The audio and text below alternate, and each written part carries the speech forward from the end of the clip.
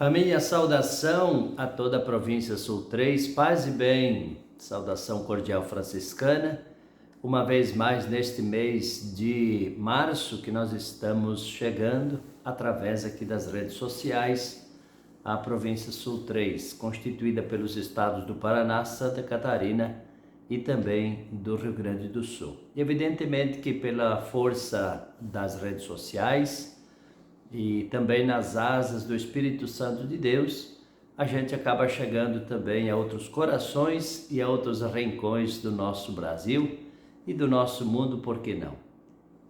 Gente amiga, é sempre uma alegria a gente se encontrar, apesar de que uma vez por semana sai de uma forma breve, rápida, não é?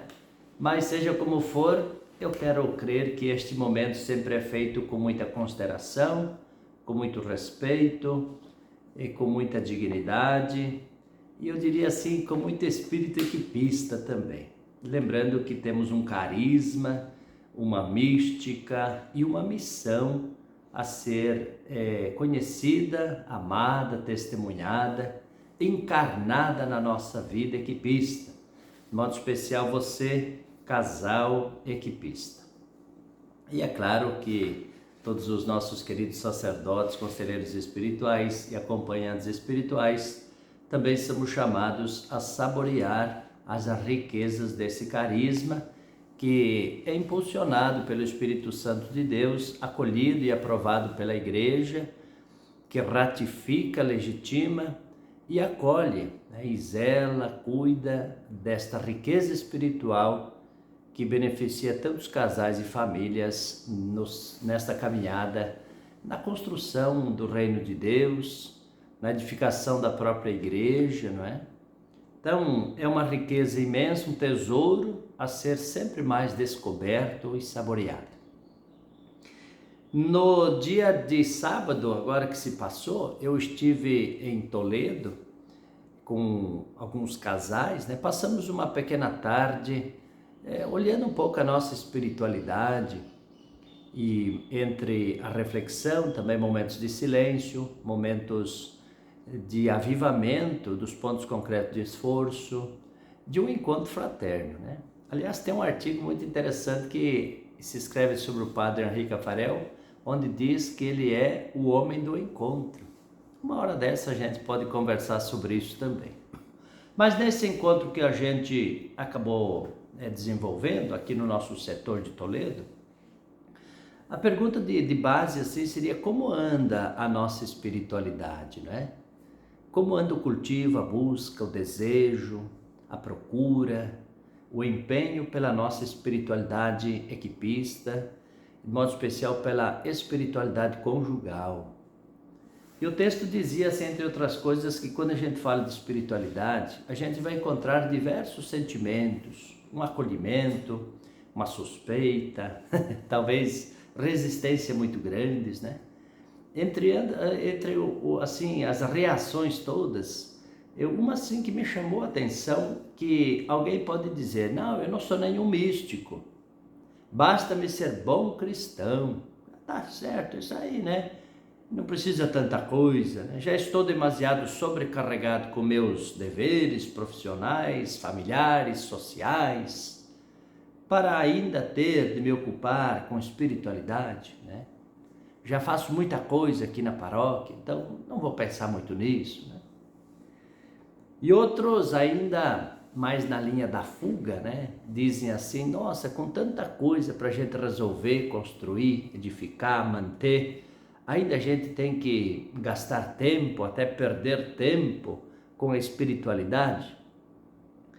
Então me dá uma sensação assim de fuga, né? De que trabalhar pelas coisas de Deus é tempo perdido. A gente precisa mesmo das coisas visíveis, tocáveis, né? Então as reações, elas são muitas, mas um elemento comum diante dessas reações todas, diz o padre Henrique Farel, lá pelos anos de 1950, nossa senhora, e é tão atual isso, não é?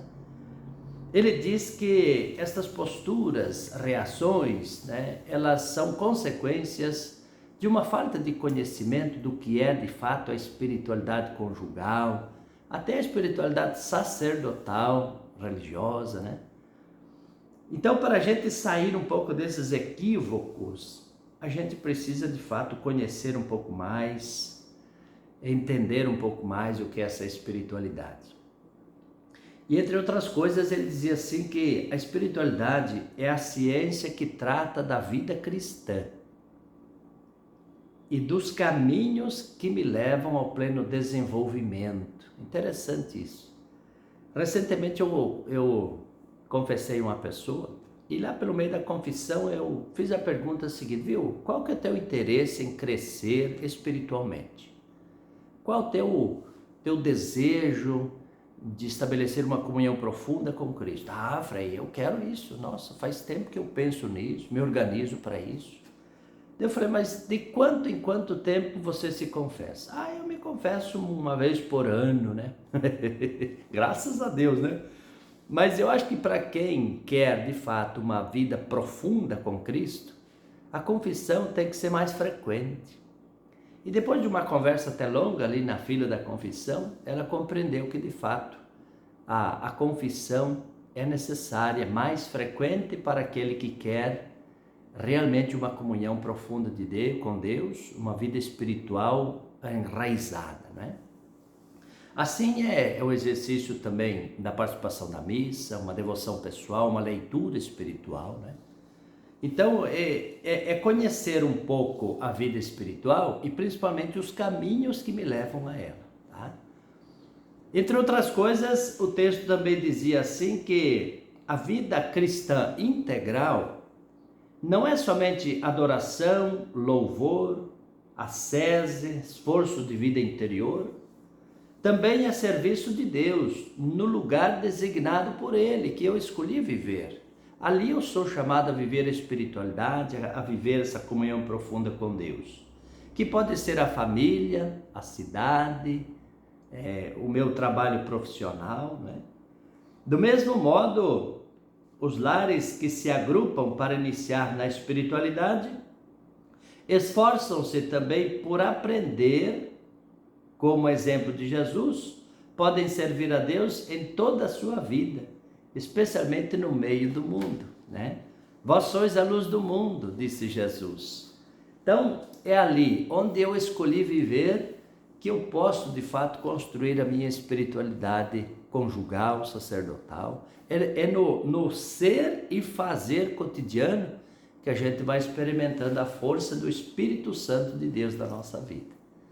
Então, eu quis trazer esse texto para vocês, para nós, nessa reflexão, até porque nós vamos daqui a pouquinho entrar aí na Semana Santa, no mistério da morte, da paixão de Jesus, e a gente precisa perceber esses elementos que nós temos, que nos ligam a Deus, né? A oração, a caridade, a penitência, os sacramentos, o desejo profundo e sincero de a gente experimentar um pouco na nossa vida a força da graça, a força do poder de Deus, tá? Que nos torna sempre mais filhos e filhas de Deus, semelhantes a Jesus Cristo. Com esta reflexão, eu quero desejar a você uma boa semana, que o bom Deus te conduza aí pelos caminhos que lhe apraz, né? E que você possa também, ao experimentar a força de Deus, também dar uma resposta corajosa, uma resposta ousada, uma resposta generosa. Que o bom Deus te abençoe na tua saúde, na tua convivência, abençoe no teu trabalho profissional e especialmente abençoe na tua caminhada equipista. Em nome do Pai, do Filho e do Espírito Santo. Amém. Grande abraço a todos, fiquem com Deus e até semana que vem.